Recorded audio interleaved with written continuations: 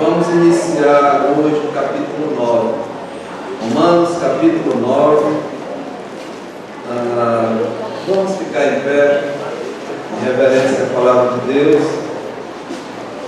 E gostaria de fazer a leitura, Romanos 9, de 1 a 5. Nós vamos acompanhar a leitura, e logo após faremos uma breve oração. Romanos capítulo 9, verso 1 a 5. Diz assim a palavra do Senhor: Digo a verdade em Cristo, não minto, testemunhando comigo do Espírito Santo a minha própria consciência, de que tenho grande tristeza e incessante dor no coração, porque eu mesmo desejaria ser anátema, separado de Cristo, por amor de meus irmãos, meus compatriotas, segundo a carne. São israelitas, pertence-lhes a adoção e também a glória, as alianças, a legislação, o culto e as promessas. Deles são os patriarcas, e também deles descende o Cristo, segundo a carne, o qual é sobre todos, Deus bendito para todos sempre. Amém. Amém. Deus abençoe a sua palavra e aplique em nossos corações. Pai, é com alegria realmente que nós podemos chegar na tua casa de adoração, de oração, mas também, Pai, local de instrução, onde nós recebemos o alimento espiritual de tanta necessidade para as nossas vidas, não só material, mas principalmente, Pai, para a nossa vida espiritual. Então, hoje pela manhã, nós estamos aqui reunidos com esse propósito de ouvir a tua palavra, de ouvir a tua voz. E nós te pedimos, Pai, nós imploramos, Senhor, que o teu Santo Espírito, ele realmente seja o nosso professor, revelando essas coisas que a ti pertencem aos nossos corações. E estamos totalmente dependentes dele, Pai.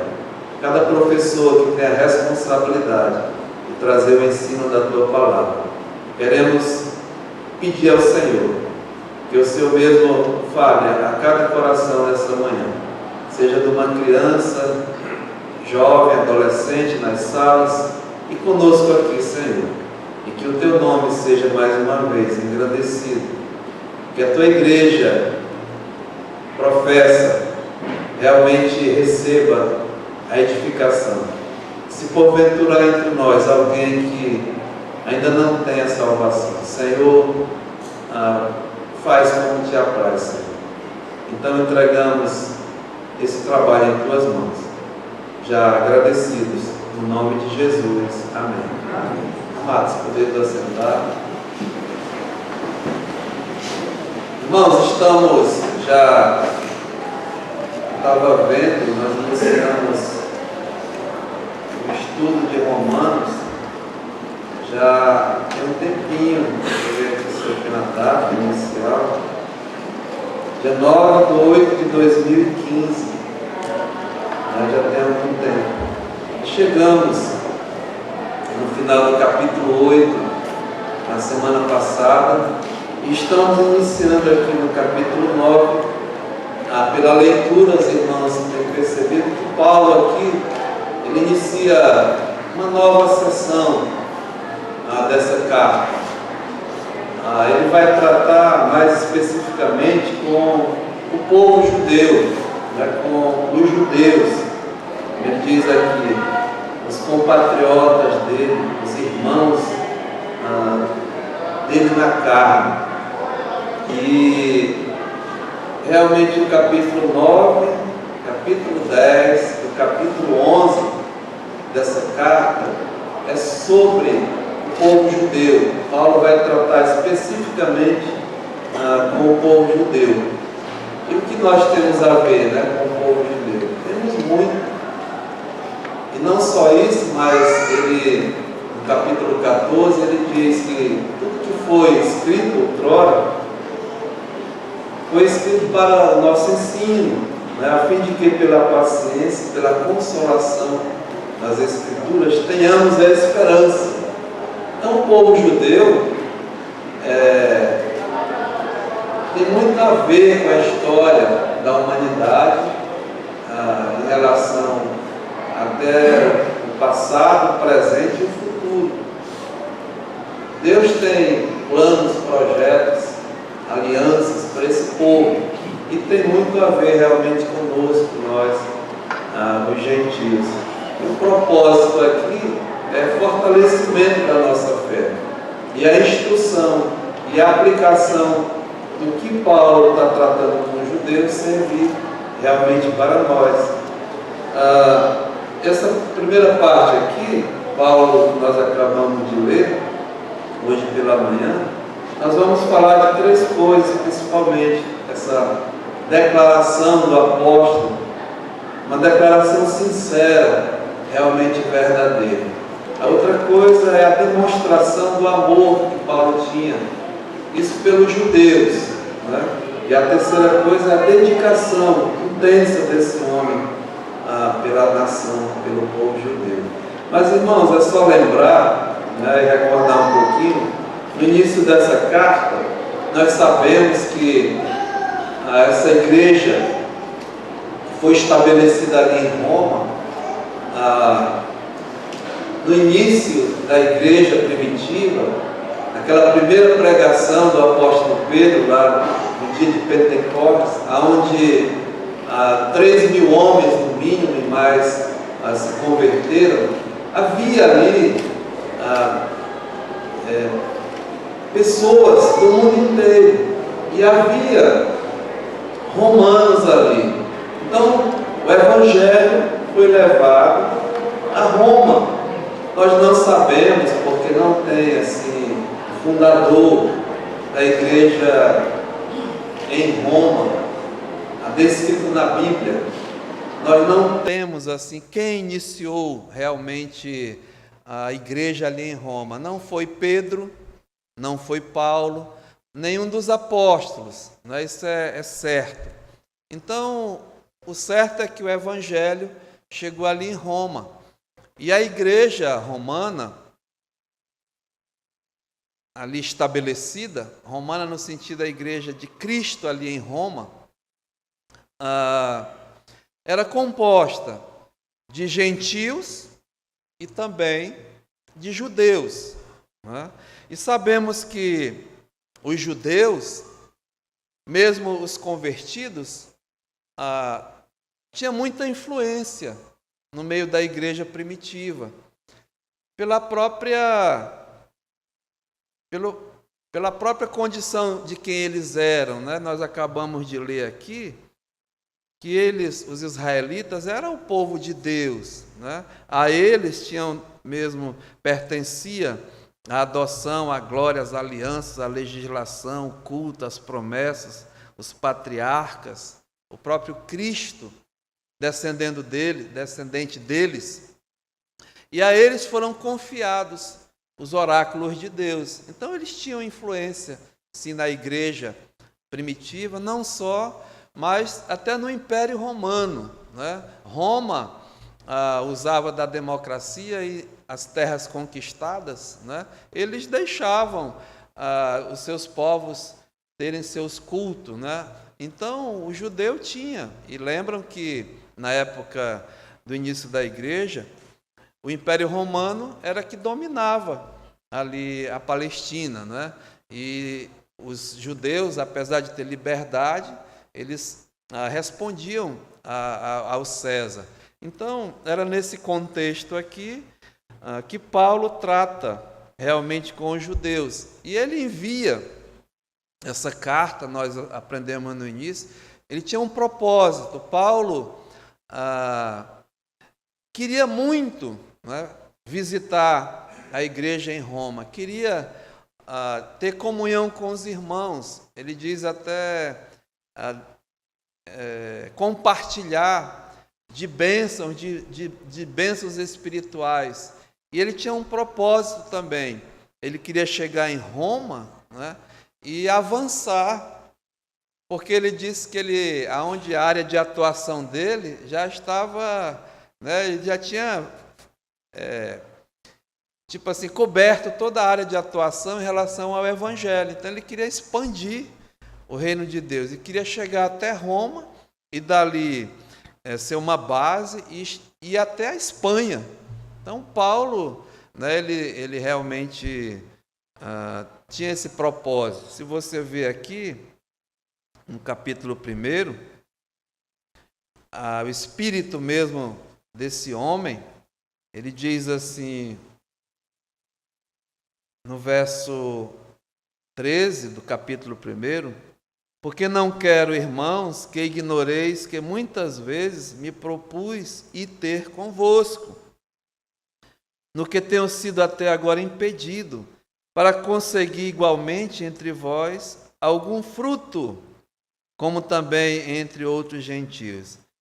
Porque ele diz, eu sou devedor, tanto a gregos como a bárbaros, tanto a sábios como a ignorantes. Por isso, quanto está em mim, estou pronto para anunciar o evangelho também a vós outros em Roma. Prontidão, né? Independente da sua condição. Paulo estava pronto. Ele estava brincando com o Edwin ali pela manhã. Ele disse, pastor, eu estou aqui arrastado. Eu digo, 2, né? E tem muitos. Mas pronto, né? Selva, como ele brinca, né? Mas, irmãos, era o Paulo, né? Esse homem, ele tinha realmente essa vontade. Mas, no livro de Romanos, Paulo começa a tratar, e é um livro doutrinário, uma carta de doutrina, de instrução, e ele começa a mostrar, até no capítulo 1 em diante, né? Apesar do povo judeu ter sido um povo escolhido de Deus, o evangelho de Cristo, a vinda de Cristo, as boas novas, né, ela é para todos, não somente para o judeu, mas também para os gentios. Porque o contexto, o povo judeu, eles se achavam melhores, né, superiores a outros povos, a outras nações. Porque era o povo escolhido de Deus. E nós vamos tratar isso mais adiante. Mas o fato aqui, chega no capítulo 1, Paulo começa a mostrar a condição geral de toda a humanidade, independente, né, de raça, de nascimento, enfim. Mas mostra que todos são pecadores. Todos estão debaixo, né, da ira de Deus. Necessitam mesmo da salvação. Inclusive o povo judeu. No capítulo 2, nós vimos, olha, verso 17, diz assim, se porém, tu que tens por sobrenome judeu, repousas na lei e te glorias em Deus, que conheces a sua vontade e aprovas as coisas excelentes, sendo instruídos na lei, que estás persuadido de que és guia dos cegos, luz do que se encontra nas trevas, instrutor de ignorantes, mestre de crianças, tendo na lei a forma da sabedoria e da verdade, tu, pois, que ensinas a outrem e não te ensinas a ti mesmo, tu que pregas que não deve furtar e tu furtas, dizes que não deves cometer adultério e o cometes, abominas os ídolos e lhes roubas os templos, tu que te glorias na lei, desonras a Deus pela transgressão da lei, como está escrito, o nome de Deus é blasfemado entre os gentios por vossa causa. Então, tudo isso, né, o povo judeu, sabendo dessas coisas, tendo conhecimento, eles praticavam, né, pecado contra Deus. Eles desonravam a Deus, mesmo sabendo, com as suas ações, com as suas atitudes, com o seu comportamento. Essa passagem aqui, no Velho Testamento, nós encontramos, né, o povo de Deus, até como o apóstolo diz aqui, blasfemando o nome de Deus entre os gentios.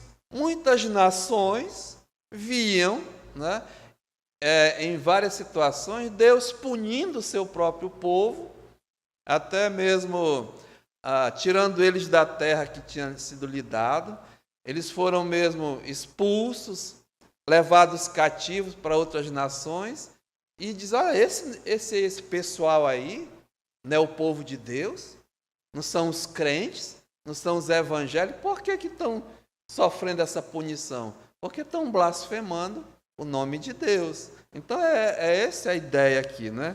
Diz, olha, verso 25, porque a circuncisão, e a circuncisão é especificamente uma das alianças que Deus fez com o povo judeu. Quando Deus chamou Abraão, né, ele mandou circuncidar para separar como sendo o povo de Deus. Então, diz aqui, olha, porque a circuncisão, ou seja, ser judeu, né, ser israelita, ser chamado povo de Deus, tem valor, e só tem valor se observares os preceitos da lei. Não será ela, porventura, considerada como circuncisão, se aquele que é incircunciso, aliás, se pois 26, se pois a incircuncisão, vamos voltar aqui. 25, porque a circuncisão tem valor se praticares a lei. Se és, porém, um transgressor da lei, agora sim, né? A tua circuncisão já se tornou incircuncisão. Em outras palavras, não vale nada, né? Não presta para nada. A aliança, as promessas, tudo aquilo que você recebeu, o pacto que você fez com Deus, se tu é um transgressor das coisas de Deus, não vale nada, né? Não tem valor nenhum. Então isso é muito sério, né? Paulo diz aqui. Então, na circuncisão não presta para nada. Aí ele diz no verso 26, se pois a incircuncisão, ou seja, se você não faz parte do pacto que Deus fez, é com judeu isso, né?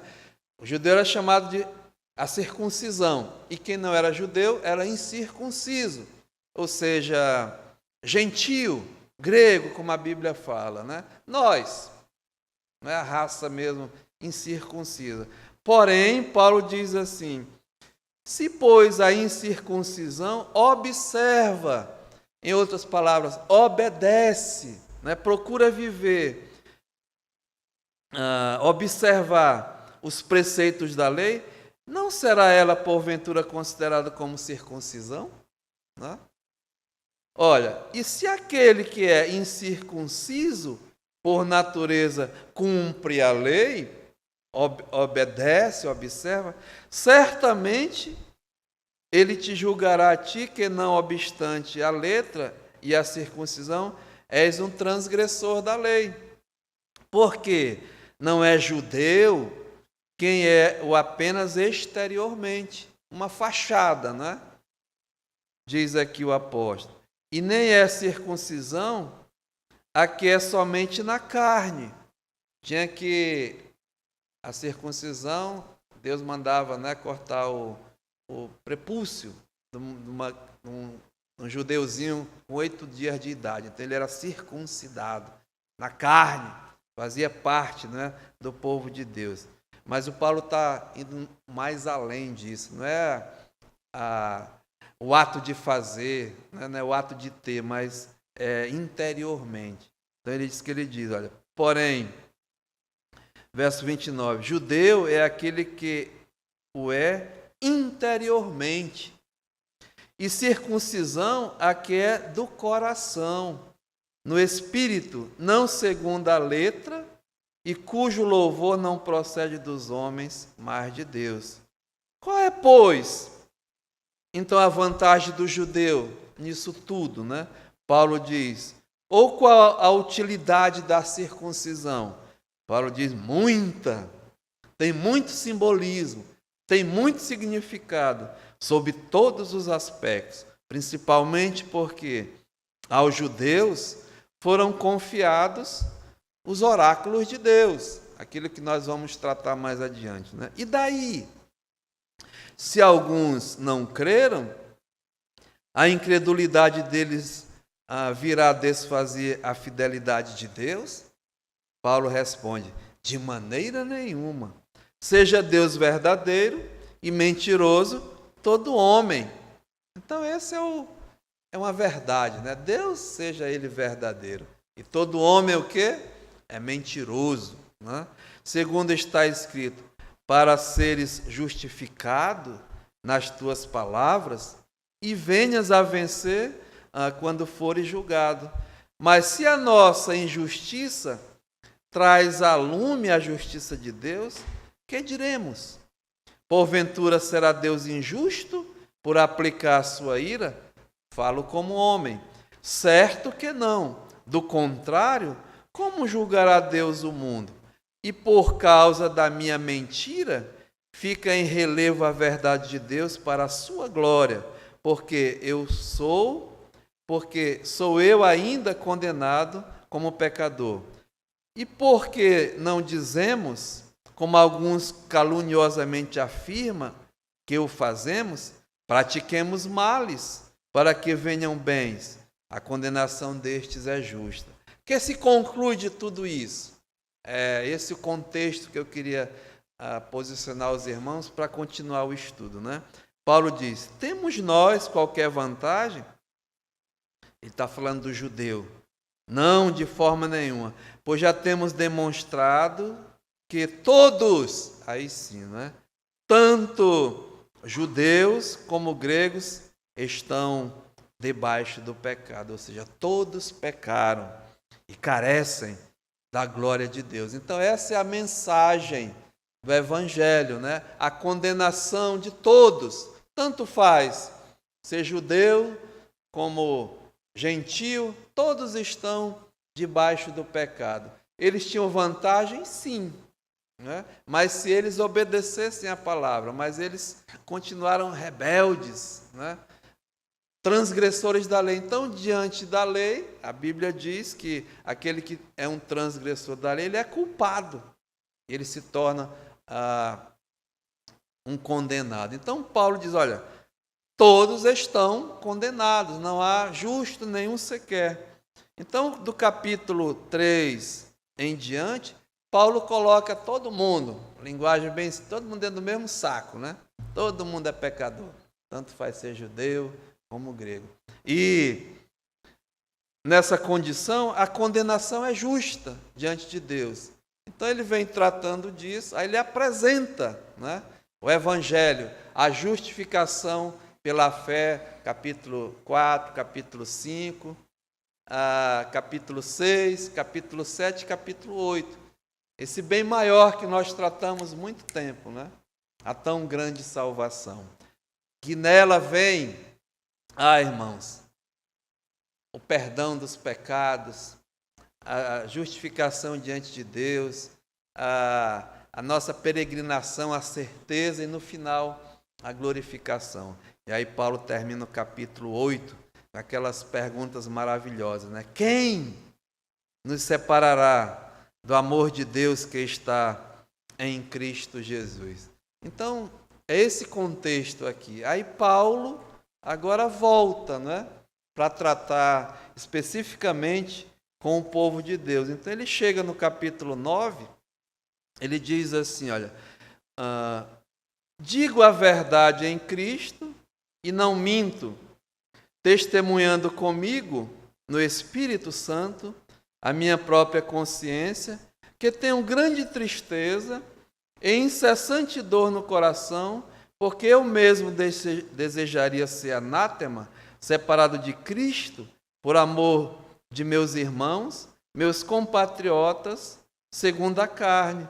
São israelitas, pertence-lhes a adoção e também a glória, as alianças, a legislação, o culto, as promessas. Deles são os patriarcas e também deles descendem o Cristo, segundo a carne, o qual é sobre todos. Deus bendito para todos sempre. Amém. Por que Paulo está agora tratando com eles? Porque, irmãos, aos olhos dos judeus, Paulo era um traidor, né? Era um traíra, como diz, era um falciane, né? Porque ele era um judeu, ele era um hebreu, ele era um defensor da lei. Aí, de repente, ele muda, começa a dizer para os judeus que, olha, em Cristo acabou a lei, não é verdade? E ele começa a pregar a soberania do Evangelho sobre todas as coisas, né? Então, para o judeu que recebeu tudo isso, Paulo era um traidor e era tratado como tal, perseguido, né? Paulo mesmo enfrentou a tudo, né? Pelo Evangelho. Então, onde ele estava, os judeus o perseguiam, Paulo. Não era fácil, não, a vida desse homem, né? E ele sabia disso. Ele sabia disso no momento da sua chamada. Em Atos capítulo 8, só para recordar, olha o que diz aqui. Aliás, capítulo 9, né? Verso 15, quando Deus o chamou, ele era um perseguidor, ele estava do lado dos judeus, né? Perseguindo o caminho, os irmãos lembram bem, mas Deus o salvou, Jesus, né? O cabeça da igreja.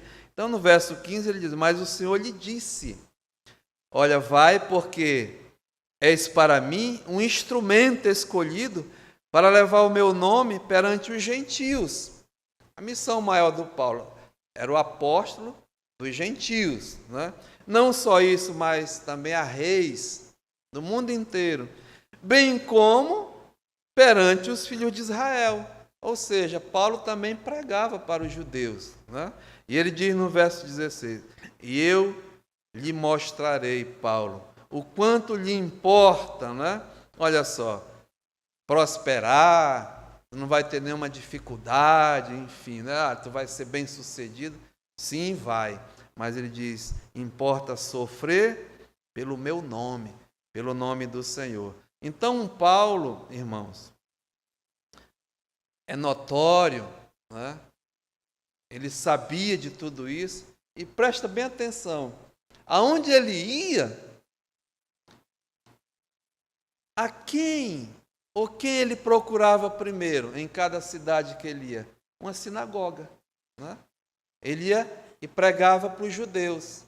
Então, Paulo diz aqui, né? Por isso que eu estou entrando nessa parte, quando ele fala, olha, eu tenho um grande amor pelo meu povo, né? E aqui 3 coisas que ele fala. Uma declaração sincera, realmente verdadeira, uma demonstração do amor dele e uma dedicação intensa pelo povo judeu. Então começa o Paulo diz assim, olha, digo a verdade em Cristo, não minto, testemunhando comigo no Espírito Santo e na minha própria consciência. Uma introdução a essa nova parte, que é basicamente para o judeu, falando com eles, olha, é uma declaração sincera desse homem, né? Uma declaração verdadeira.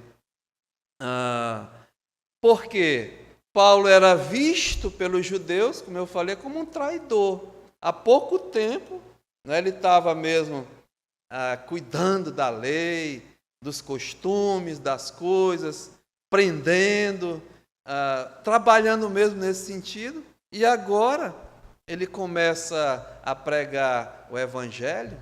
Então, ele faz questão de dizer, olha, o que eu estou declarando agora para vocês é verdade. É com sinceridade no meu coração.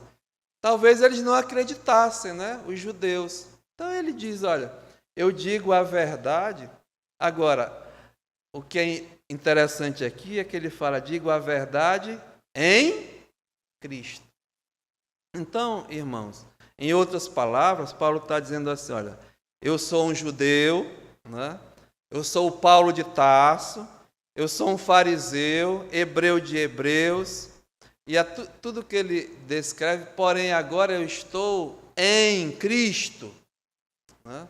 Eu sou de Cristo, e eu falo a verdade, porque eu aprendi que a verdade, ela me libertou. Outrora eu estava tratando das coisas de Deus, como ele fala em outras passagens, mas eu não tinha entendimento, né? Mas eu conhecia a verdade. E a verdade, diz a palavra de Deus, que ela o quê? Ela liberta, né? E conhecereis a verdade, e a verdade vos libertará. E quem é a verdade? É Cristo Jesus. Ele diz, eu sou o caminho e a verdade e a vida. Então, essa verdade que Paulo está dizendo é, em Cristo, ele está sendo verdadeiro. E contrasta com a mentira, né? Quando ele diz, olha, eu não minto. E nós sabemos que quem é a mentira, né? É o diabo, é Satanás. Aliás, a Bíblia diz que ele é o pai da mentira. Ele é o autor realmente da mentira. Mentira é do diabo, amados. E necessariamente, né, os filhos do diabo, eles mentem. E a mentira é um pecado terrível, que muitos vão ao inferno porque são mentirosos. Aliás, os filhos do diabo, característica deles é que eles mentem. A própria Bíblia diz, olha, abra sua Bíblia em Apocalipse, aliás, primeiro em João, né, para a gente confirmar o que eu estou falando, no capítulo 10, diz assim a palavra de Deus, olha, João capítulo 10, aliás, 8, desculpa, João capítulo 8, e o versículo 43, Jesus está falando com os judeus, com os irmãos de carne dele, né? Com esses que receberam as promessas, tudo. Então ele diz, olha, qual a razão porque não compreendeis a minha linguagem? Por que vocês não me compreendem as minhas palavras? É porque sois incapazes de ouvir a minha palavra. Vós sois do diabo, que é o vosso pai, e quereis satisfazer-lhe os desejos. Ele foi homicida desde o princípio e jamais se firmou na verdade. Porque nele não há verdade. E quando ele profere a mentira, fala do que lhe é próprio, porque ele é o mentiroso e o pai da mentira. Está bem à vontade, né? O diabo é o mentiroso. E os seus filhos também, né? São mentirosos. E nessa condição, olha o que diz a Bíblia aqui, Apocalipse capítulo 22. Apocalipse capítulo 22. Deus está falando aqui, o Senhor Jesus, sobre o futuro, né? Está para sempre com o Senhor, e está para sempre separado do Senhor, separado de Deus. Verso 14, diz assim, bem-aventurados aqueles que lavam as suas vestiduras no sangue do Cordeiro. Lavar as vestiduras é receber a salvação, né? Ser lavado pelo sangue de Cristo, ser coberto com a veste de justiça do Senhor Jesus. Então, esses são felizes, diz aqui a palavra, porque, diz aqui, para que lhes assista o direito da árvore da vida e entrem na cidade pelas portas. Só vai entrar na presença de Deus aquele que é realmente vestido, lavado pelo sangue de Cristo. Nós vimos em Romanos que nenhuma obra de justiça praticada por nós diante de Deus serve para nada que nós possamos fazer, mas somente a obra de Cristo, né, que nos leva, nos dá o direito de entrar na árvore da vida, a vida eterna, e entrar pela na cidade pelas portas. E essa cidade, irmãos, é que Deus está preparando, né, uma cidade onde não há choro, não há dor, não há lágrima, não há tristeza. Eis que tudo se fez novo. Está para sempre com o Senhor. Então, feliz esses, né? Porém, verso 15, fora dela, né? Isso é terrível. Ficam os cães, não é cachorro, não. Deus fala cães, aqueles que não, né, rejeitam, não obedecem, enfim, né? Olha, os feiticeiros enganadores, diz aqui a palavra, os impuros, pecadores de um modo geral, os assassinos, os idólatras, que cometem mesmo idolatria, têm ídolos diante de Deus. E olha só, e todo aquele que ama e pratica o que, amados? A mentira, né? Amar e praticar a mentira. Então, o que esse homem está dizendo, apóstolo Paulo, olha, eu digo a verdade em Cristo. E a Bíblia diz, meus amados irmãos, quem está em Cristo, né, é uma nova criatura, é uma nova criação. O crente, o salvo, ele não pode mentir. Ele não deve mentir. A pessoa diz que está em Cristo e ama e pratica a mentira, tem alguma coisa errada. Por isso que é importante aqui, Paulo tratando com o judeu, mas são lições para nós, né? Para as nossas vidas. Então diz aqui a palavra, né? Paulo, eu não minto em Cristo. O crente não ama, escute, e nem pratica a mentira. Será que vou fazer, né, um autoexame? Será que eu amo ainda a mentira? A minha vida é uma mentira? A minha vida é uma farsa? Eu pratico a mentira?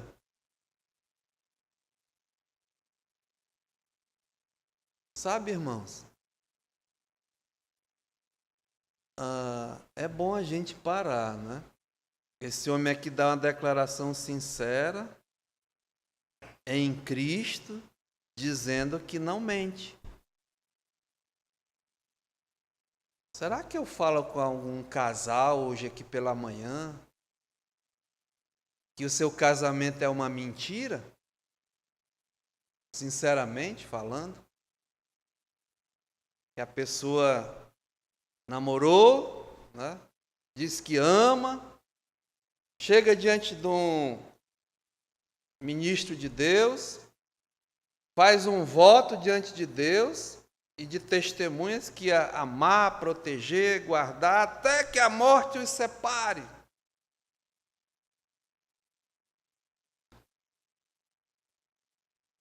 Se não está acontecendo isso, está mentindo, né? É uma farsa.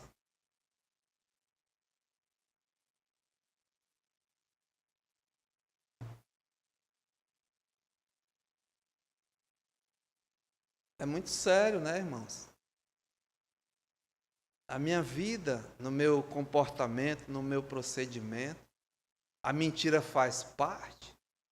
Ela é massa de manobra, vamos dizer assim. Coisas que eu posso, né? Vou mentindo, vou defraudando. E do modo geral. Então, Paulo está dizendo aqui uma coisa muito séria para eles. Olha, eu em Cristo, né, eu falo a verdade. A minha conduta diante de vocês prova isso. Então, irmãos, uma declaração sincera, né? Uma declaração verdadeira. Então, ele chama Cristo como a sua testemunha, que ele está praticando a verdade. Mas ele continua, olha, não só diz aqui Cristo, mas testemunhando comigo no Espírito Santo a minha própria consciência. Então, Paulo chama agora o Espírito Santo, testemunhando comigo a minha própria consciência. Então, ele trata aqui de consciência, né? É até interessante, porque a consciência, ela faz parte da nossa vida, né? Nós somos pessoas, nós somos almas viventes que têm um espírito, uma alma e uma consciência. Consciência tem a ver com o conhecimento que nós adquirimos. E a minha consciência, ela é algo que é real, é um fato, e está comigo aqui, né? E esse homem, nós sabemos que a consciência do Paulo tem a ver com o seu conhecimento de tudo que ele recebeu, e nós sabemos que a vida dele, ele foi ensinado, né, foi forjado a sua consciência nos princípios de Deus, na lei de Deus, nas coisas de Deus. Então ele tinha muita consciência, né, da existência de Deus, das coisas de Deus. E a consciência dele, mesmo sabendo de tudo isso, né, sabendo da existência de Deus, das coisas de Deus, do bem e do mal, era uma consciência, vamos dizer assim, caída, né, contaminada pelo pecado, assim como de todos nós. Porém, tinha conhecimento das coisas de Deus, né? Outra coisa, mesmo as pessoas que não têm conhecimento de Deus, da palavra de Deus, da moral, da lei moral de Deus, né? A Bíblia diz que também não estão isentos, não. Nós passamos por isso no capítulo 2 de Romanos. Quer ver? Veja aqui, ó. Romanos capítulo 2, diz aqui a palavra de Deus, verso 12, melhor verso 11, porque para com Deus não há acepção de pessoas, né? Deus não faz diferenciação. Diz aqui no verso 12, assim, pois, todos os que pecaram sem lei, houve um tempo, até Moisés, que Deus não havia dado a lei, né? Então, sem exceção, iniciando de Adão até Moisés, todos os que pecaram sem lei, também sem lei, perecerão. Mas eles não tinham conhecimento da lei de Deus, mas pecaram, né? Sem conhecer. Então não tem desculpa para o homem. Continua. E todos os que com lei pecaram, mediante a lei, serão julgados. A lei foi dada de Moisés em diante para o povo de Deus, mas para o mundo inteiro, para revelar a vontade de Deus. Então, a partir de agora, diz aqui, olha, todos os que com lei pecaram, mediante a lei serão o quê? Julgados. Porque os simples ouvidores da lei não são justos diante de Deus, mas os que praticam a lei hão de ser justificados. Não é só saber, tem que praticar. Se praticar a lei, vai ser justificado diante de Deus. Só, irmãos, que nós não temos capacidade, nenhum homem nesse mundo, de realmente praticar toda a lei, viu? Toda a lei. Alguns pontos nós conseguimos. Eu consegui até alguma coisa, nós aqui, alguns, O jovem rico, lembra? Mestre, eu tenho guardado a lei desde a minha juventude. Aí Jesus olhou ele com amor e disse: jovem, né? Se tu queres entrar no reino, vai, vende tudo que tu tens, dá aos pobres e vem e me segue. Jesus estava provando para ele que ele não guardava a lei, não. Porque ele saiu, escute, contrariado, saiu triste com as palavras de Jesus. Porque Jesus foi no ponto fraco dele, né? Que eram as possessões, que eram as riquezas dele. Então era o ídolo dele. Ele amava mais as riquezas, as suas coisas, do que a Deus. Então ele, já no primeiro mandamento, né? Qual é o primeiro mandamento da lei de Deus? Não terás outros deuses diante de mim. Em outra versão é não amarás, aliás, amarás a Deus, né? Sobre todas as coisas. E o amor desse jovem não era Deus, eram as suas riquezas. Então, irmãos, diz aqui a palavra de Deus, né? Verso 14. Quando, pois, os gentios que não têm lei, veja, procedem por natureza de conformidade com a lei, não tendo lei, servem eles de lei para si mesmos. Estes, está falando deste, né? Mostram a norma da lei gravada nos seus corações, testemunhando-lhes também a consciência e os seus pensamentos mutuamente, acusando-se ou defendendo-se. Irmãos, a consciência, né? Diz aqui a palavra de Deus, nós já nascemos. Diz aqui, no nosso coração e na nossa consciência, com os princípios de Deus. Interessante, né? Do certo, do errado, que acusa, que defende. Uma criança, um bebezinho. Lá em casa tinha 3, né? Eu tive muita experiência. Ninguém ensinou eles a pecar. Eles ainda não sabiam nada da palavra de Deus, não tinham contato com nada. Mas, quer ver, a gente estava um silêncio danado. Tá? E a gente ia procurar, ele estava escondido, fazendo alguma coisa. Quando a gente chega, que fica, né? Eram surpreendidos. Que é isso, irmãos? Desde pequenininho, a pessoa tem na consciência o que é certo e o que é errado. Sabe. Então a própria consciência acusa, não é? Ou defende. Então é isso que Paulo está dizendo. Só que ele chama o Espírito Santo como testemunha a sua própria consciência, que ele era sincero, que ele era verdadeiro, que ele estava tratando, que ele estava fazendo, né? Tanto é que esse homem, em várias passagens, ele cita isso, né? Veja, Atos capítulo 23, e no versículo 1, diz assim, o Paulo, Atos 23, 1. Fitando Paulo os olhos no sinédrio, disse: varões e irmãos, tenho andado diante de Deus com toda a boa consciência até o dia de hoje. Tinha uma consciência pura de que ele estava fazendo, né? As coisas certas, as coisas de Deus.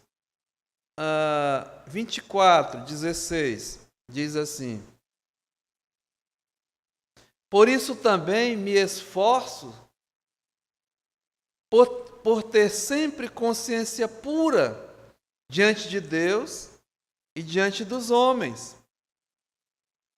2 Coríntios, capítulo 1, e verso 12, diz assim: porque a nossa glória é esta, o testemunho da nossa consciência de que com santidade e sinceridade de Deus, não com sabedoria humana, mas na graça divina, temos vivido no mundo e mais especialmente para convosco.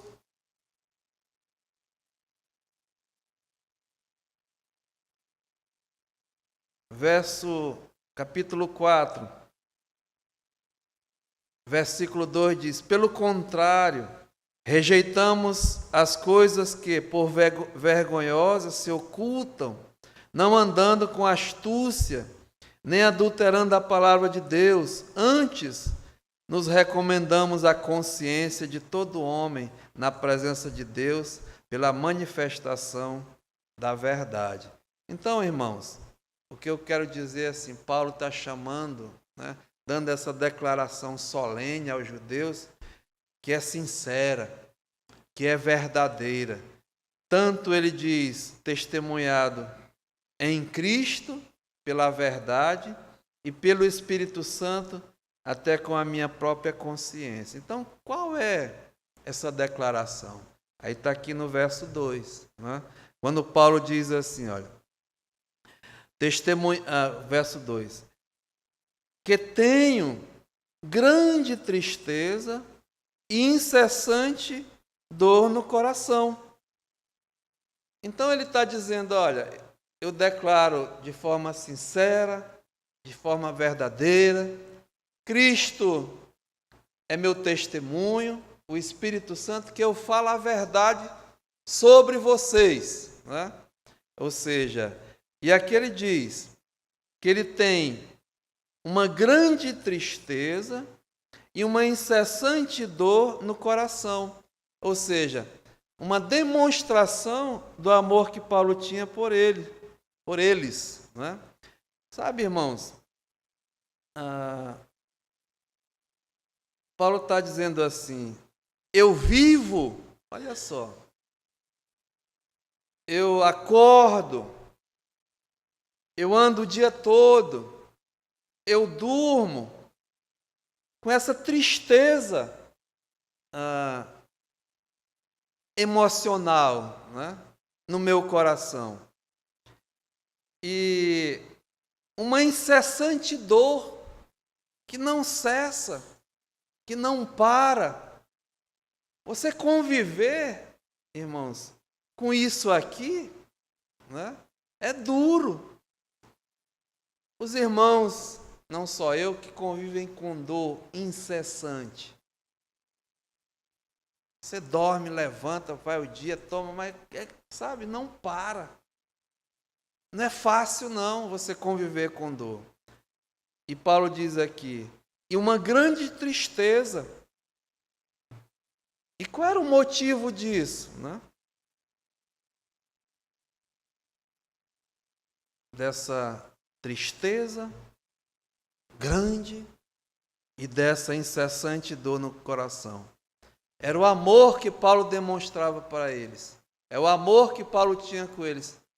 E o porquê disso? A causa dessa dor e dessa tristeza e desse amor. Aqui, diz aqui, olha.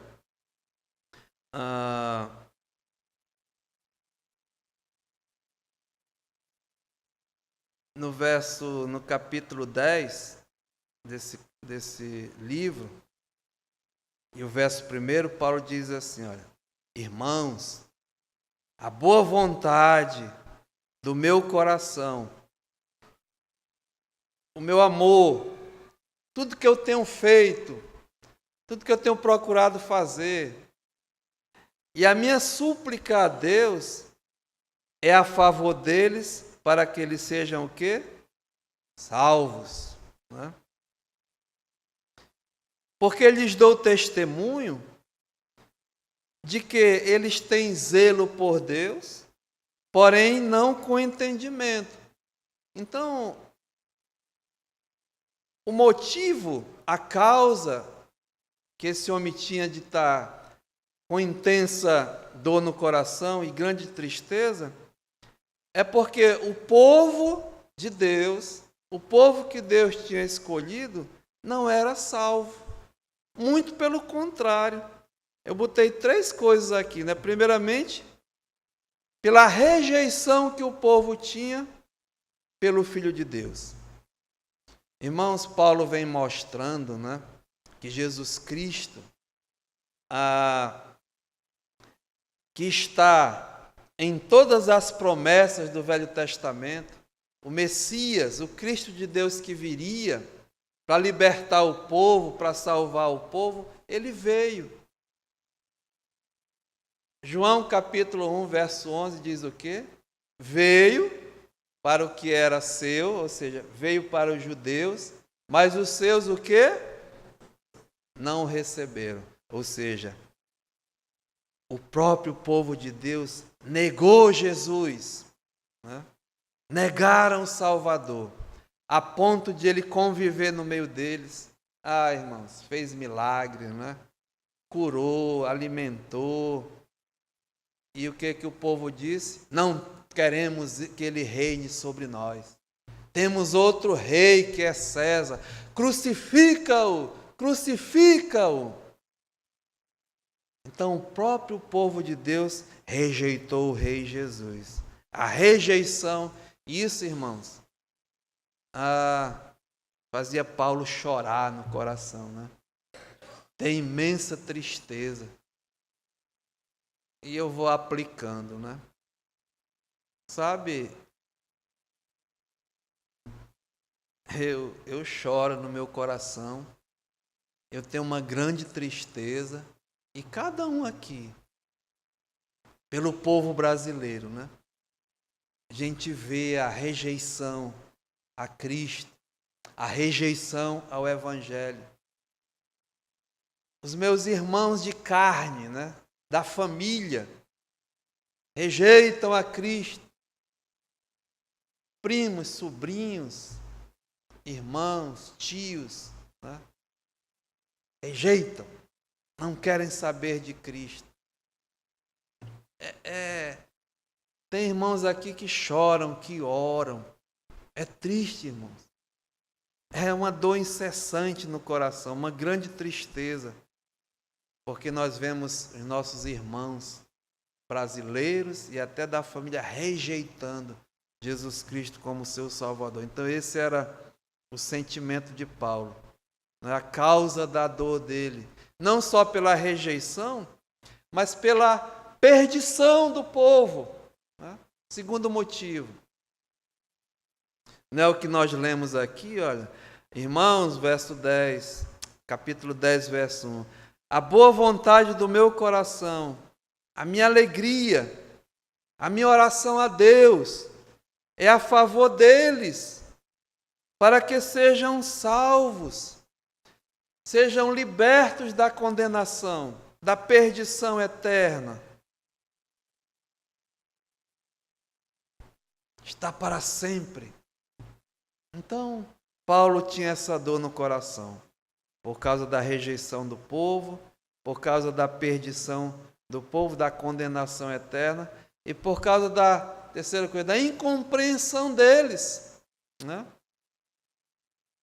E aqui diz, irmãos, está aqui, olha, no verso 4. Eles são israelitas.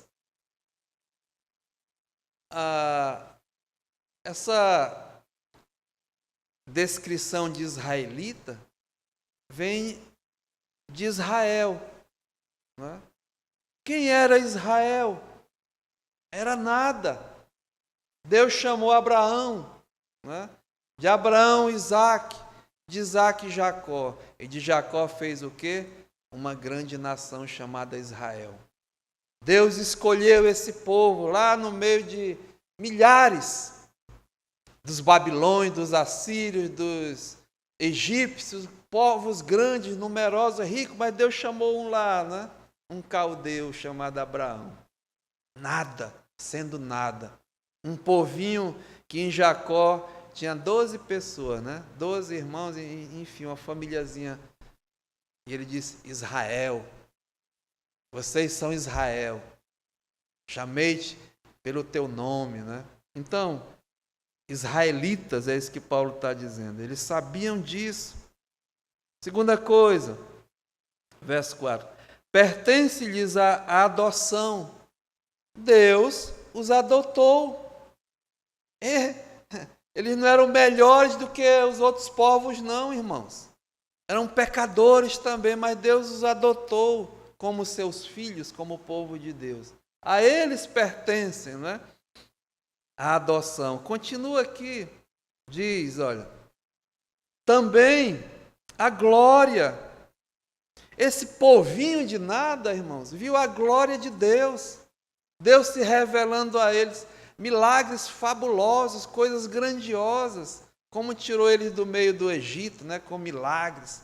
Viram a glória de Deus numa nuvem, viram a glória de Deus numa coluna de fogo, viram a glória de Deus alimentando multidões dele no deserto, viram a glória de Deus na presença, no meio deles, tudo, irmãos. Então, diz aqui, a glória, as alianças, todas as alianças que Deus fez com esse povo, né? Todas elas, o Velho Testamento está cheio das alianças de Deus com esse povo. Continua, também a legislação, a eles foram dados os oráculos de Deus, a lei, né? Os preceitos, ser um povo santo, diferente, a eles foram dados a lei de Deus.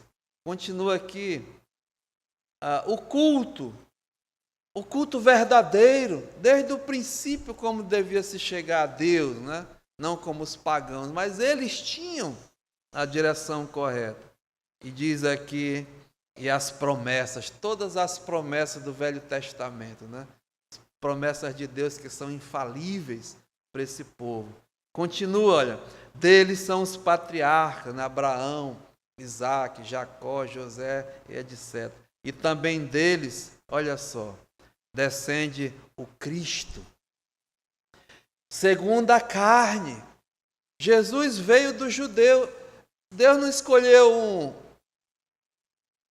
um romano, um babilônio, um egípcio, um cananita, enfim. Deus escolheu um judeu, né? Para Jesus vir como um judeu. Diz aqui, também deles descende o Cristo segundo a carne. E veja, não só a natureza humana de Jesus, mas a natureza divina. Aqui tem, né? Que Jesus é Deus. Uma das passagens que você pode mostrar que Jesus é Deus. Quando Paulo diz, olha, o qual é sobre todos, Deus bendito para todos sempre. E amém. Então veja, né? A dor do Paulo, a tristeza, porque esse povo rejeitou o Filho de Deus. Esse povo, eles, sem salvação, iam para a condenação eterna. E esse povo, mesmo cheio de privilégios, não compreendiam, não tinha compreensão. Então Paulo chora, né? Ora, e diz aqui, né? Não só a causa mesmo da dor, a sua rejeição, a sua perdição, a sua incompreensão, mas veja, o desejo do coração de Paulo está aqui no versículo 3, porque ele diz assim, olha, eu mesmo desejaria ser anátema, separado de Cristo por amor dos meus irmãos, meus compatriotas, segundo a carne. Irmãos, Paulo está dizendo aqui, olha, por amor deles, amor sincero, né? Amor verdadeiro, eu perderia aquilo que eu já tenho, a separação de Cristo, a condenação, o inferno, se com a minha atitude, com a minha ação, esse povo realmente reconhecesse, fosse para o Senhor Jesus. É isso que ele está dizendo em outro. Se fosse possível, se a minha atitude levasse o meu povo à salvação, eu trocaria de lugar com eles. Eu ia para o inferno e eles iam para o céu, né? Mas isso não é possível, amados irmãos. Sem Cristo é perdição. E isso é individual, é pessoal, né?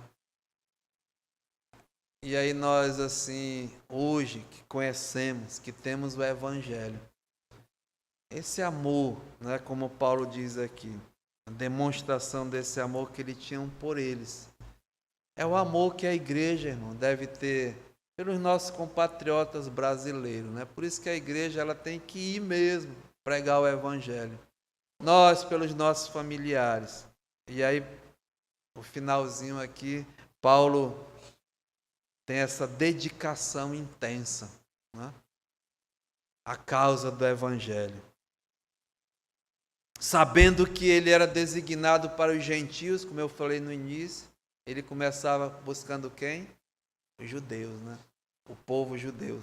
Cada vez ele ia mesmo nas sinagogas, era expulso, escorraçado, mas ele tinha amor. Ele se dedicava de uma intensidade qual. E para fechar aqui, irmãos, como eu li no início, ele sou devedor, né? Mas 1 Coríntios, capítulo 9, Paulo diz assim, olha, 1 Coríntios, capítulo 9, verso 15. Eu, porém, não me tenho servido de nenhuma destas coisas, os benefícios que o Evangelho traz, e é justo, é certo, e não escrevo isto para assim se faça comigo. Ele está tratando, né, no verso 14, olha, assim ordenou também o Senhor aos que pregam do Evangelho, vivam do Evangelho, os direitos do trabalho do Evangelho. Mas ele dizia aqui, olha, eu porém não tenho servido de nenhuma destas coisas e não escrevo isto para assim que se faça comigo, porque melhor me fora morrer antes que alguém me anule esta glória. Era por amor, por gratidão.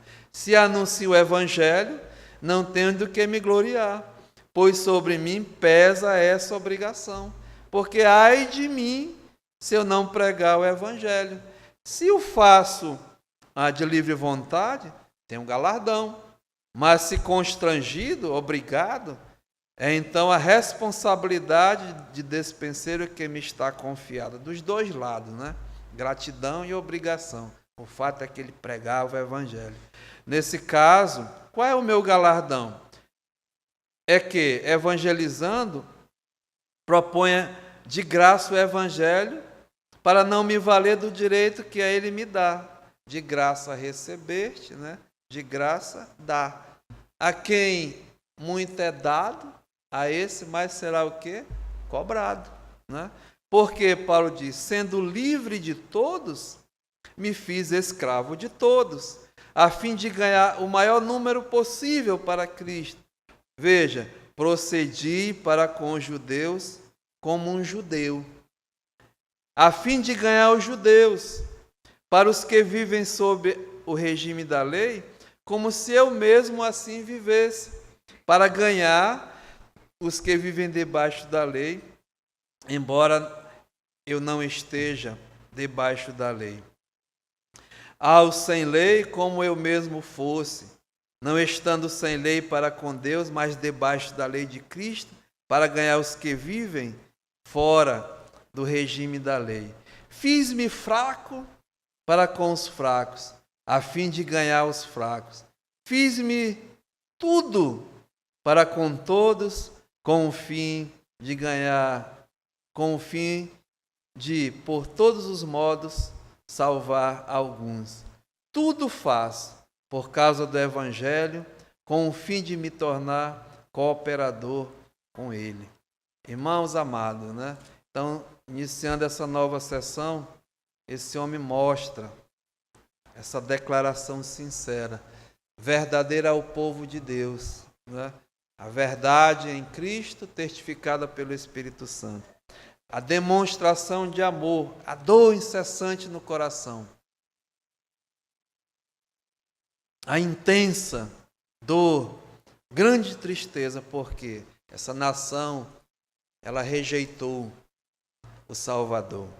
Essa nação, ela ia para a perdição sem o Salvador. E a incompreensão dele, mesmo com todas as promessas, eles não entenderam o verdadeiro Salvador. E aí Paulo dedicação intensa para levar o Evangelho a esse povo. E que nós, nessa manhã, né, irmãos? É a aplicação. Que possamos ter realmente essa declaração sincera de amor verdadeiro ao nosso país, aos nossos familiares. Vamos continuar. E essa dedicação nesse ano de 2019, levar o Evangelho àqueles que ainda não têm. Que Deus nos ajude. Amém? Pai, muito obrigado, Senhor. Olhando aqui esse homem Paulo, essa declaração sincera, verdadeira, essa demonstração de amor pelo seu povo, pela rejeição do seu povo, pela condenação e até pela falta de compreensão. Ele mesmo tinha o desejo até trocar de lugar com eles. E a perdição se eles recebessem a salvação, mas isso não é possível. Só o Senhor pode dar, Pai. Então ele trabalhava intensamente, ele se dedicava intensamente em levar as boas novas de salvação ao seu povo, à sua família. Que nós aqui nessa manhã, nesse novo ano, possamos, diante do Senhor, fazer essa declaração verdadeira, demonstrar o nosso amor às nossas famílias, aos nossos irmãos, aos brasileiros e dedicar mesmo a levar o Evangelho. Muito obrigado, Pai. Fica conosco. Aceita a nossa gratidão. Em nome de Jesus. Amém.